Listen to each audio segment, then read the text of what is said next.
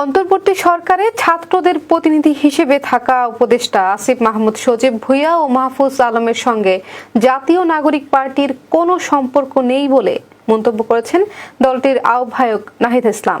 শনিবার বেলা 12টায় বাংলা মোটর এনসিপির অস্থায়ী কার্যালয়ে এক সংবাদ সম্মেলনে তিনি এসব কথা বলেন। অন্তর্বর্তী সরকারের দুই উপদেষ্টা হিসেবে এই দুইজনের ব্যাপারে বিএনপির আপত্তির পরিপ্রেক্ষিতে কথা বলেন নাহিদ ইসলাম। যে দুই ছাত্র উপদেষ্টা অন্তর্বর্তী সরকারে রয়েছে তাদের সাথে জাতীয় নাগরিক পার্টির কোনো সম্পর্ক নেই। তারা গণঅভ্যুত্থানের প্রেক্ষিতে গণঅভ্যুত্থানের প্রতিনিধি হিসেবেই সেই সময় সরকারে গিয়েছিলেন, আমিও তাদের মধ্যে সেই সময় একজন ছিলাম। তারা যদি রাজনীতি করতে চায়, নির্বাচন করতে চায়, তাহলে তারা সরকারে থেকে সেটা পারবে না, তখন তারা সরকার থেকে বের হয়ে তাদের মতো সিদ্ধান্ত নেবে।